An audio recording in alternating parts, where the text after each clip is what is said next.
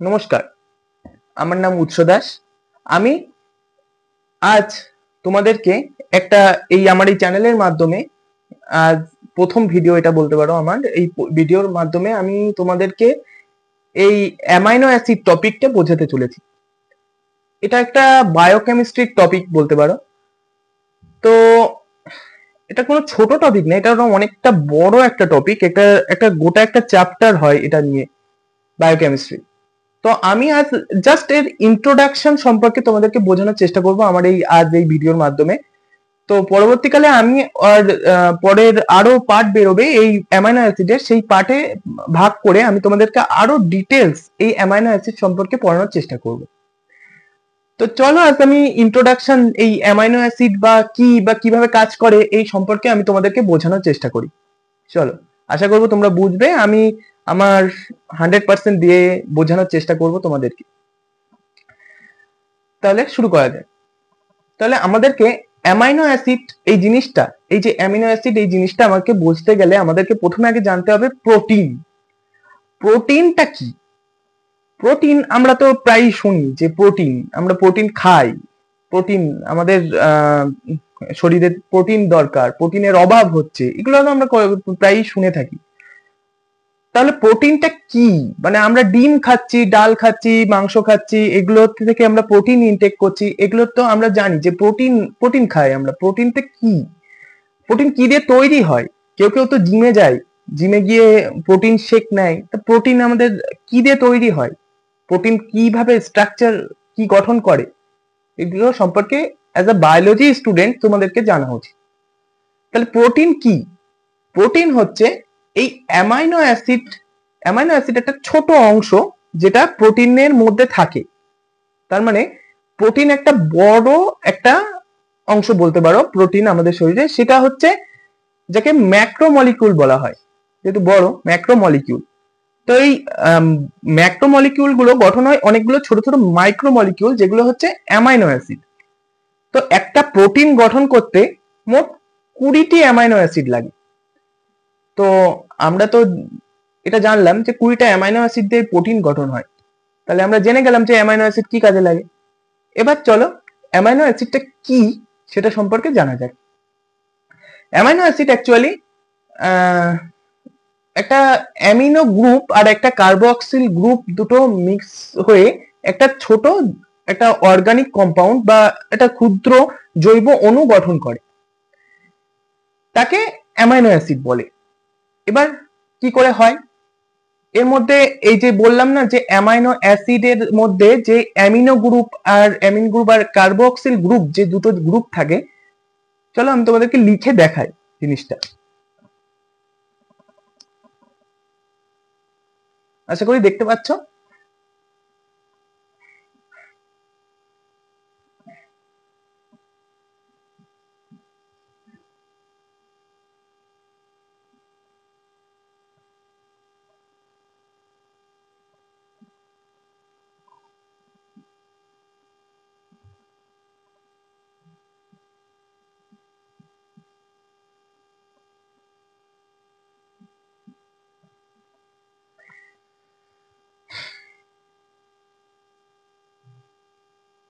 আশা করি দেখতে পাচ্ছ এই এই যে যেটা আমি করলাম, এই যে জিনিসটা আমি করেছি, এই স্ট্রাকচারটা হচ্ছে অ্যামাইনো অ্যাসিডের বেসিক স্ট্রাকচার বলতে পারো। এইখানে এই যে জিনিসটা, এটাকে এই যে NH2 লিখেছি, দেখতে পাচ্ছ আশা করি NH2। এই যে জিনিসটা লিখেছি এটা হচ্ছে অ্যামিনো গ্রুপ, এটাকে বলা হয় অ্যামিনো গ্রুপ।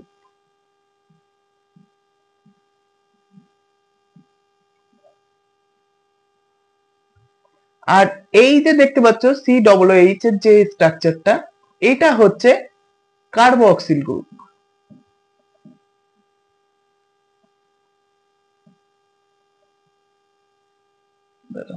এখানে লেখার জায়গা নেই, দেখতে পাচ্ছ। তো এটাকে বলা হয় হচ্ছে কার্বক্সিল গ্রুপ।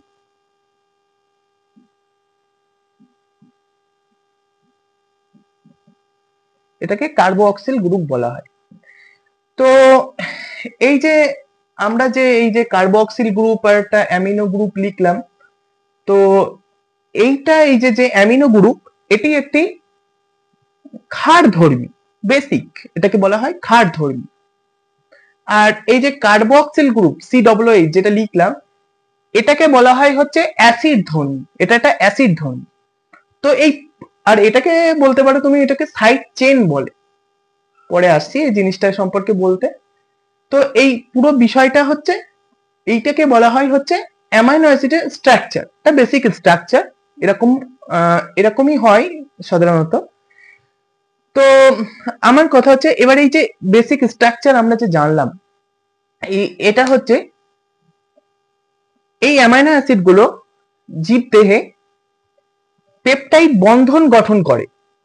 একাধিক অ্যামাইনো অ্যাসিড যখন পেপটাইড বন্ধন গঠন করে একটা পলিপেপটাইড অণু গঠন করে, এইগুলো সব বন্ধন পেপটাইড গঠন বন্ধন যুক্ত হয়ে এটা পলিপেপটাইড অণু গঠন করে, তখন হয়ে যায় হচ্ছে এটা একটা এই যে পলিপেপটাইড মিশ্রিত যে গঠনটা তৈরি করলো, এই পলিমারটাকে বলা হয় হচ্ছে একটা প্রোটিন। তাহলে অ্যামাইনো অ্যাসিডের পলিমার ভার্সন হচ্ছে একটা প্রোটিন।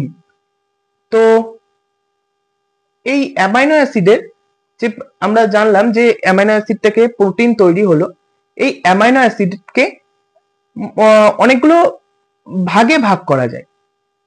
যেমন স্ট্রাকচারালি এটাকে মানে তার যে স্ট্রাকচারটা দেখতে পাচ্ছ, এটাকে এই অনুযায়ী হচ্ছে বিভিন্ন ভাগে ভাগ করা যায়।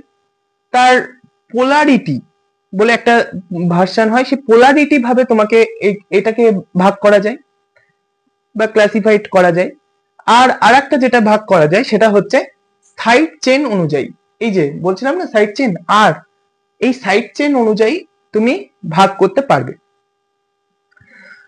তাহলে এই প্রত্যেকটা ভাগের আমি প্রত্যেকটা ভাগগুলোকে আমি তোমাদেরকে দেখাচ্ছি। নন পোলার অ্যালিফ্যাটিক আর গ্রুপ, গ্লাইসিন, অ্যালানিন এটা উদাহরণ। পোলার আনচার্জড আর গ্রুপ যেমন সেরিন, ক্রিস্টিন এটা উদাহরণ। অ্যারোমেটিক আর গ্রুপের উদাহরণ যেমন ফিনাইলঅ্যালানিন, টাইরোসিন। পজিটিভলি চার্জড আর গ্রুপ যেমন লাইসিন, আর্জিনিন, হিস্টাডিন। নেগেটিভলি চার্জ আর গ্রুপ যেমন অ্যাসপার্টেট, গ্লুটামেট।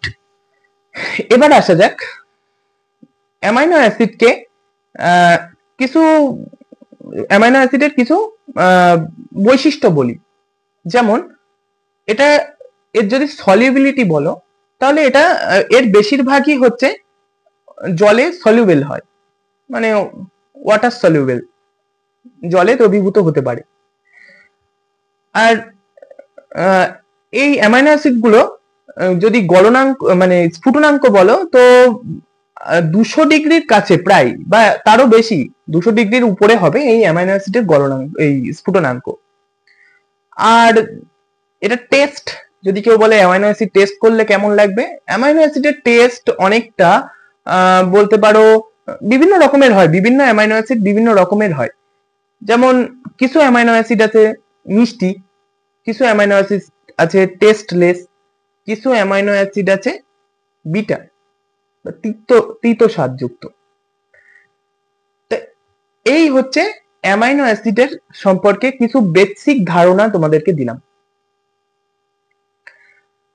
এবার আমি পরবর্তী ভিডিওতে এই অ্যামাইনো অ্যাসিডের আরো ডিটেল বর্ণনা দেওয়ার চেষ্টা করব। আরেকটা যে জিনিসটা তোমাদেরকে বলা দরকার সেটা হচ্ছে, যদি কোনো অ্যামাইনো অ্যাসিড জলে দ্রবীভূত হয়, তাহলে সেই জলে দ্রবীভূত হওয়ার পর যে সলিউশন তৈরি করবে, সেই সলিউশনটা ওটাকে বলা হয় হচ্ছে জুইটার আয়ন বলা হয়, এই জিনিসটাকে জুইটার আয়ন বলা হয়। এতে কি হয়, অ্যামাইনো অ্যাসিড এই যে জুইটার আয়নটা, এই জুইটার আয়নটা অ্যামাইনো অ্যাসিড হচ্ছে মানে এটা হচ্ছে এটা মানে অ্যাসিডিক আবার বেসিক, এই দুটো ভাবেই কাজ করতে পারে।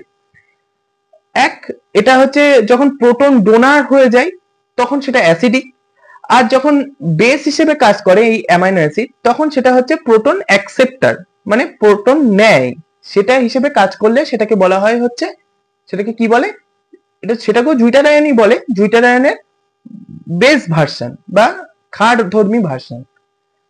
তো এই ছিল আজকে। আমি পরবর্তী ভিডিওতে আমি অ্যামাইনো অ্যাসিড সম্পর্কে আরো ডিটেলসে ডিসকাশন করার চেষ্টা করব, এবং সঙ্গে প্রোটিন সম্পর্কে আমি কিছু বলার চেষ্টা করব, প্রোটিনের ধারণা দেওয়ার চেষ্টা করব।